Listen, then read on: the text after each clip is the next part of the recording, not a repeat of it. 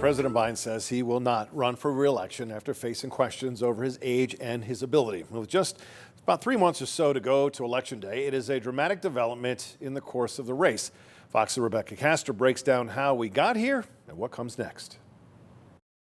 President Biden is officially out of the 2024 race for the White House.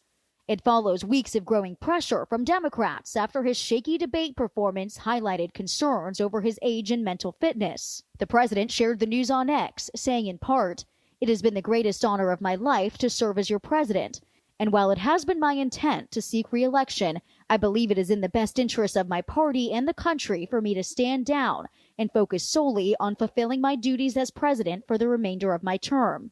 He said he would speak to the nation later this week. In the end, he decided on what Democrats are hoping will be a graceful exit. And with just about a month before the Democratic National Convention in Chicago, he's not taking any chances on a messy party fight, endorsing his Vice President Kamala Harris to take his place as the Democratic nominee, saying she's the candidate with the best chance to beat Donald Trump in the fall. It also allows her access to Biden's $250 million war chest without going through any lengthy legal proceedings that could have held up her campaign.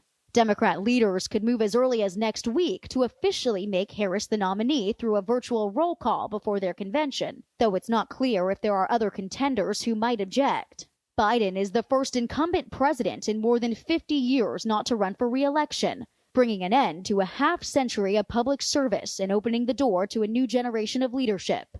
In Washington, D.C., Rebecca Castor, Fox News. And so again, the question turns who will be on the top of the Democratic ticket. And while Vice President Kamala Harris is now the frontrunner to be the nominee, some are speculating that Pennsylvania Governor Josh Shapiro could be her running mate. Fox 43's James Corrigan joins us again to talk about what some party leaders and the governor himself has said about that possibility. Well, Evan, the governor had recently dismissed any speculation of him seeking office, higher office, when it was a hypothetical question. Now, of course, that scenario is very real. Governor Shapiro was quick to endorse Kamala Harris today as the nominee, and there's growing speculation that he could be on a very short list of VP candidates. Pennsylvania is one of the most crucial swing states in the upcoming election with 19 electoral votes. Former President Donald Trump carried the state in 2016 before President Biden won it in 2020. Governor Shapiro is seen as one of the faster rising stars of the Democratic Party, and a state representative and DNC delegate told us today that right now he is focused on his current job. He obviously is serving right now as governor of Pennsylvania, and even I know they are embarking on an ambitious agenda to sell the budget that was just passed and really make the public aware of all the great things that were in that budget.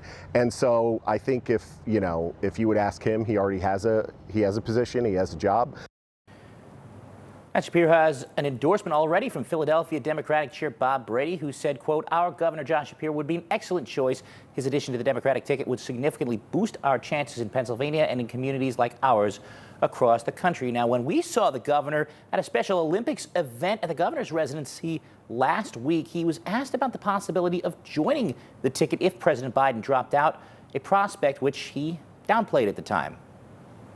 I love serving as governor, and I've made clear where I stand on the presidential race. It's the president's decision to make. He's made it, and I think today is the day to celebrate what we accomplished here in Pennsylvania. We're showing the nation that here in Pennsylvania, we know how to get stuff done for everybody, and that's what we're doing.